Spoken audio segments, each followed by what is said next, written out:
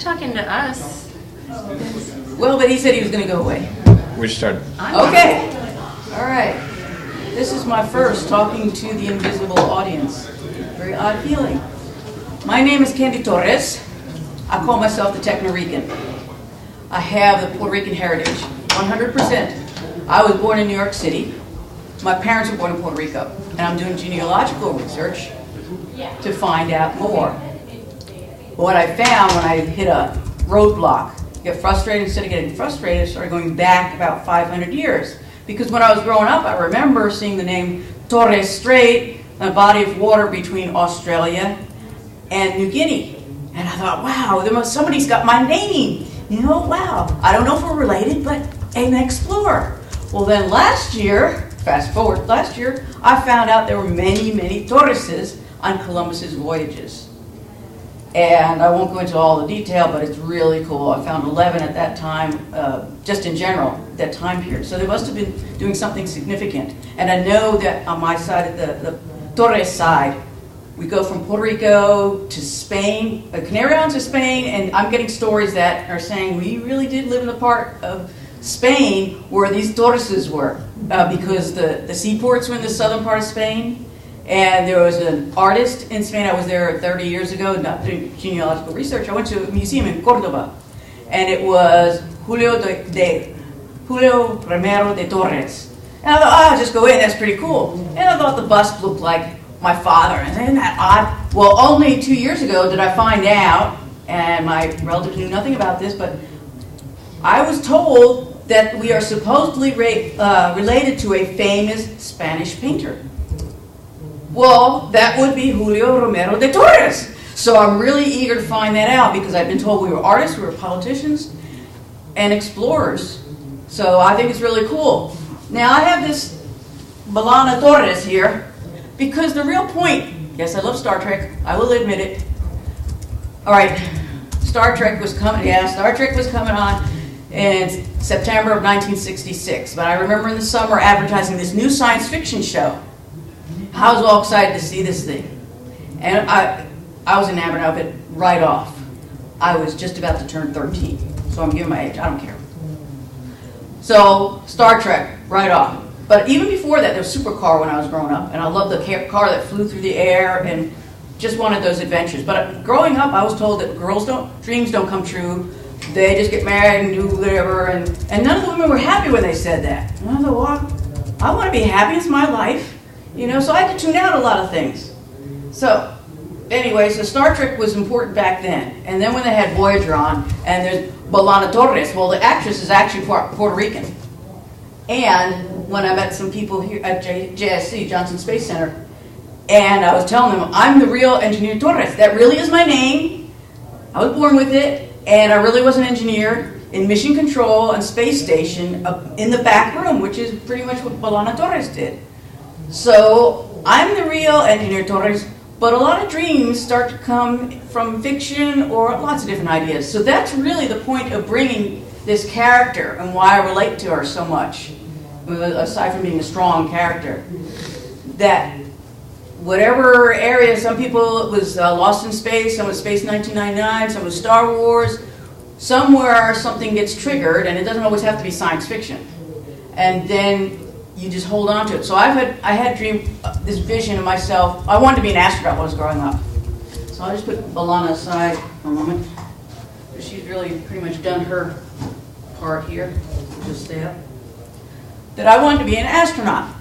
So the only thing available for space education at that time was Civil Air Patrol. I was about 14.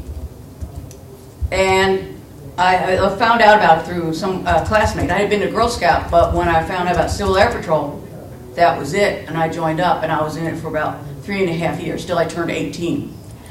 And let me show you. This was our space education in the 1960s. All right, I'm going to say right up front. I was born before Sputnik, but too young to remember it. I do remember being in school about second grade and hearing on the radio some guy in American in Space. I think it may have been Alan Shepard, and we'll get back to him in a moment. So by the age of 14 and through 18, this was our book. And the coolest thing is about this book, remember I was in New Jersey, the really cool thing about this book is that what's down here didn't mean anything to me. You know, this did. But when I moved down to Houston, Civil Air Patrol, Ellington Field is 5 miles away. It's the weirdest thing to be in New Jersey and have this book and then later on live 5 miles from that particular Civil Air Patrol. It's just really amazing to go back in this book. And we'll get you some pictures and show online. But this was it. This was the only way. The other thing is that through Civil Air Patrol, I learned how to fly an airplane before I learned to drive. So about the age of 15 is when I started flying lessons. Now, I didn't get my license until I got my first job. But that's why I wear the hat. And there's an organization called Women Fly. It's because I'm a pilot. I did get my license. I was working at, I'll tell you about Princeton in a moment. But I did get my license. And forever and ever, the rest of my life, I can say I'm a pilot. Even though I haven't flown in a long time because I can't afford to, it doesn't matter. It never expires. And I did it. I did it. And there's there's still very few women who actually have their pilot's licenses. And it's just amazing because I saw the numbers at one point. I think it was like 6% out of all the pilots, 6% were women. And the last thing I did in flying, because it was just before I moved down to Houston, I did aerobatics. So there's even fewer who did aerobatics. So that's what was going on then. Then, in 1979, I had my niece and nephew from California. They were very young. They're now in their 40s. And I wanted them to see parts of the U.S. So I took them to Washington, D.C. in 1979. And I always make sure I'm up front to get good pictures. This is the 10th anniversary of the Apollo 11 landing. I have all 3 astronauts. This is my photo. No one else's photo. No one else in the world has this photo except maybe my niece or nephew. I got all 3 of them in this one shot, just holding the camera above my head. And the camera has been a very important tool for me. And just before I get that, later on I started collecting other books. So this is, can you read it for me, Chris? First United States manned orbital spaceflight, February 20th, 1962. So I bought this much, much later. It was down in the 80s. But they had all these kinds of books, you know, for sale, just really cheap. And I like to collect things because I know how important they can be. All right, we're going to go to, just a minute, turn this on. See if we can get it set up. Okay. It's hard. I'll turn the lights off so you can see it better.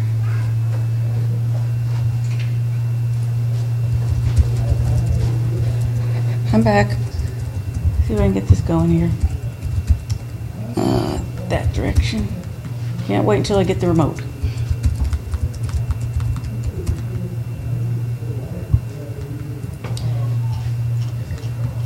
This is a great little device, and I have to go fast because it's out of order. Princeton University Astrophysics Department. And of course that was the summer. Here's the winter when we had 2 observatory domes, and I used to go there and use those. They're hardly used. You know, very few people in that department use it. This is when I was at Space Station, supporting Space Station. That's me. I like to be up front. And there's John Denver. Coincidence that I went through the Space Station, the 1988 Space Station when he was there. This is the old, what we call the wet F. This is the old swimming pool where the astronauts used to train, and I was looking through a viewing tube. I used to have a lot of people I knew, and I'd get permission to go in and take pictures. I love this with the suit, just sitting there waiting for the rest of it to get connected up. And this is at Ellington, and this is my photo. I can't quite read it, but I know I have Atlantis, and I have Columbia images. And some of them were photoshopped. I'm not sure why I got all this stuff in here. But it was really cool because on one of them, they actually let us go inside. I didn't put I'll have to post them. This I know is Atlantis. And yeah, I've been doing photography for a long time, so I like the framing. I just love playing around with these images. But to look at the aesthetics of technology, I just love that. And other people have appreciated what I've been doing. And some of these are available online on Zazzle through Odd-Eye. And again, we'll have that. Let's see what comes up next. All right, there it is. I mean, to see this thing flying, this is Ellington when it was leaving. To see this was so beautiful. So this I know is the Columbia. This is STS-1. I was in New Jersey, and we drove down, and it's the day before launch. Yeah, I was across the aisle, so to get that, and here's the actual launch there. And this is from a SAREX mission, and I was doing software support with the team. We didn't have video back and forth, so this is actually the first time I had video between shuttle. This is family. This is the first one of the images that we've got projected down. And then, of course, the family's images got projected up. And here I am working the console there. This is just a club. This is the JSC Amateur Radio Club. This is the Air and Space Museum. This is the OAO satellite from Princeton University.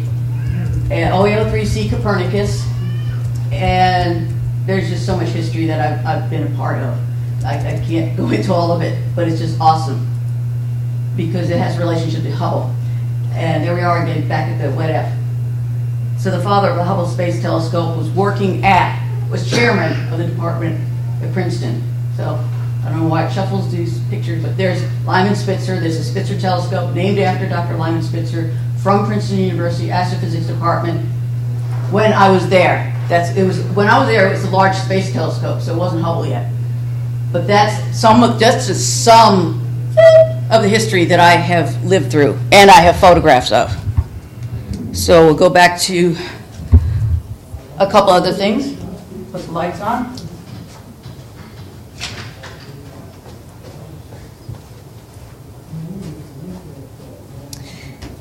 All right, I like to play around with images. I just love technology, but I also like texture, was what I was getting at. This is on burlap, and it's not copied from anything. I would just sit there and just paint. I have several of these. Just keep painting, just craters. I love craters. I love the shadow. I have different variations. So this is one way, though, of communicating space is through art. It's just that's my favorite. But I also do it where it's actually textured and not just paint.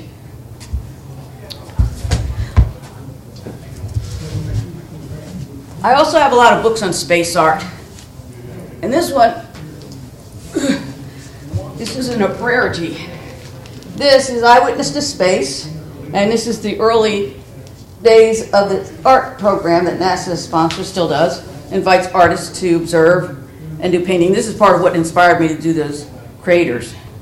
And I was in a half-price bookstore, this is a long time ago, about 25 years ago, and just as soon as I saw this book, I knew, and I don't remember what I paid, but I'll tell you it wasn't much. And it's just awesome. A little awkward. But these are not all, you can see they're plates. Not all of them are printed. I love the line drawings. I love the colors, the textures. So I do very similar things with my photography. I go around and take pictures online. I have pictures of the Saturn V rocket engines, just a cluster spheres. And just that, I've gotten such compliments on it because it's just beautiful. I love the pose on here, the human element, the emotions. We get afraid of expressing ourselves. It doesn't have to be all in technical terms.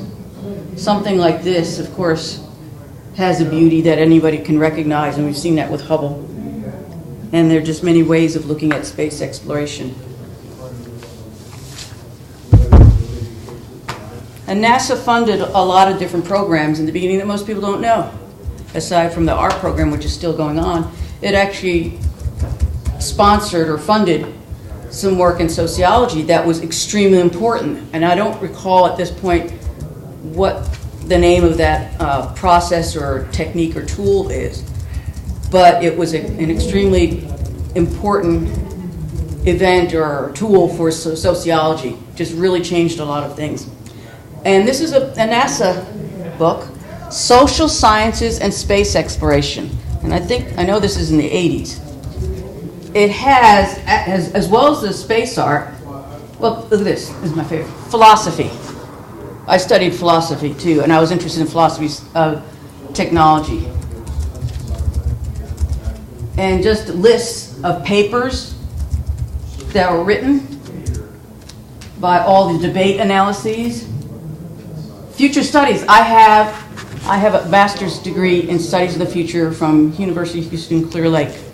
I have 2 master's degrees, but this was the first one. I don't know the person who, this is probably written someplace else, but interdisciplinary approaches. And that's what I'm trying to show, that there's so many different ways of expressing yourself about space exploration. Now, when I was working in mission control, in the back room, flight controllers, I was in training to be a front room person, but at this point I was still in training, but I was flight control for one particular position. And we had a Progress 7, it was the Progress 7, there was a Progress vehicle coming in, approaching the space station. And we were watching it on the screen, and there were a couple of different camera views. One was basically black and white with some numbers and on the screen, about a quarter of the screen. And then it would switch cameras, and I was sitting there watching this other camera view, and all of a sudden I was just watching this approach, and all of a sudden I realized how beautiful it was. I was just so excited about the colors, the changing colors, the geometric forms, all that kind of, all those. And I would turn to my coworkers, because they were looking at their consoles, they weren't watching the TV, and I said, look how beautiful that is.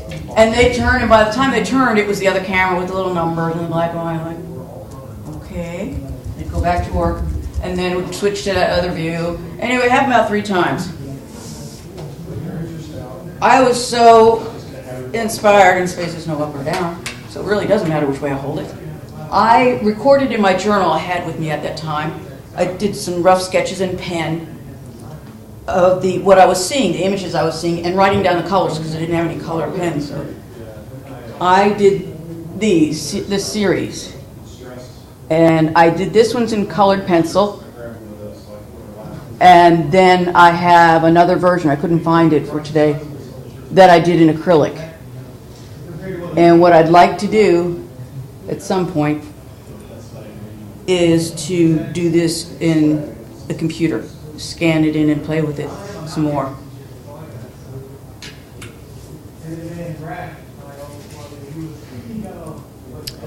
I think that pretty much covers it. I wish I could get some questions or somebody to work it, but if somebody's asking questions, I have no clue because it's just me standing here and someone else working away. So, I hope you enjoyed it. Women do fly. I didn't make it to be an astronaut, but I did get from a little town in New Jersey, it's called South River, New Jersey, with a little girl with dreams, learned to fly an airplane before she learned to drive a car. She got her pilot's license. She worked at Princeton University Astrophysics Department. She met people that were historical people that most of us know, or at least some of their technology, such as the Hubble Space Telescope. So I knew the engineers that were trying to work on that program. They didn't get that package, but I know some of the people that worked in the Institute. And Dr. Ed Weiler was one of them who I worked with at that time. So there's all these strange things that would happen when you get a dream. The real point is have a dream and fight for it, because there are many times when people have tried to kill my dream, even through adulthood. And sometimes they come close. But you have to fight for it. And it's not always easy, and sometimes you're alone, so you really have to know how to take care of yourself, because sometimes you just can't do anything about what else goes on in the world. So this is how I've been doing it through all my life, but now I'm working on to really try to make a little bit more of a living, such as public speaker, a writer. What else is on my list? You know, I was doing computers for 35 years, so I am technologically savvy and computer savvy. I don't like it when people say, well, I don't really know this stuff. All right, this is a shoe. Oh, you didn't know that. This is a photograph of a painting I did, and then I designed it on Zazzle.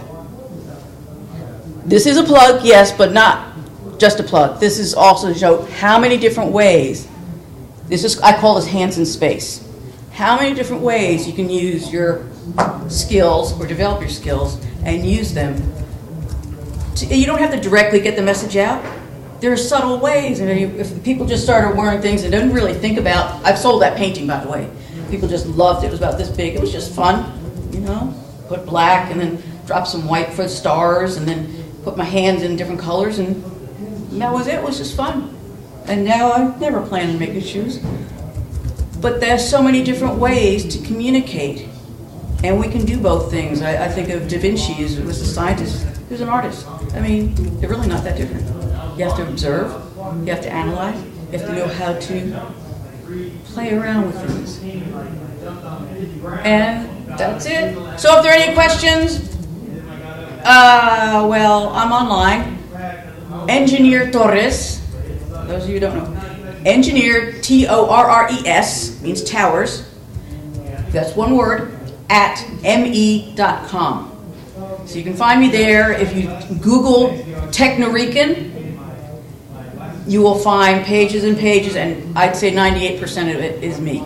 So I have blogs on Suite 101, which is more, it has to be more serious. So I have one about OAO and the people that you never hear about, the engineers that I used to work with, and it was a great place and great opportunity. So I have Suite 101, hub pages. Oh, well, those are the two major ones right now. Talk to me. Let's just start communicating, because this is what I'm all about. And I knew as a child that's what I wanted to do. Yes, I have a question. What's your Twitter handle? My Twitter handle? Oh, well, see, that's, I don't remember if I talked about Spirit. Did I say Spirit? I don't know. I don't remember if I brought my cat up here. And this is a piece, this is a child's toy, and I'll get to that in a moment. There's a reason why I'm doing it this way. This is a child's toy, it's wood, it had wheels, and my cat was just sitting on it. And I took the picture, and all I did was really remove the background and the wheels, so nothing else here is photoshopped. And it's fun. It's not just about the cat. It's just very cute. But because my cats are so beautiful, because they have one blue eye and one green eye, I have two that are like that, I've taken a lot of pictures of them, and I started the business where I have the shoes and the space exploration products and all that. So my Twitter handle is odd_eyed. So it's ODD_EYED. That's where Spirit can be found. That's where my shoes can be found. And any other questions? What's your website?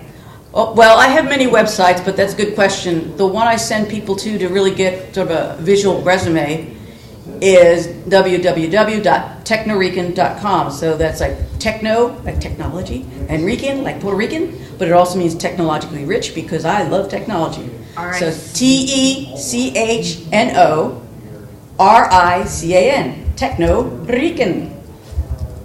So that's the main website. I haven't put all the other ones on there so you can wander off, but that's the main one. And then I'm on LinkedIn, Merchant Circle. I'm overwhelmed. But any other questions? Good. Well, I'll see you online. And thank you to those of you who are there. Obviously, there are some people who got onto Odd Eye because I had over 200 hits last night. I don't usually get that many. So, thank you very much, and I wish I could see you in person. Peace. Twitter's just as good. Now, you're all over Twitter. Yay. Okay, so we're supposed to hit some record button here. Go.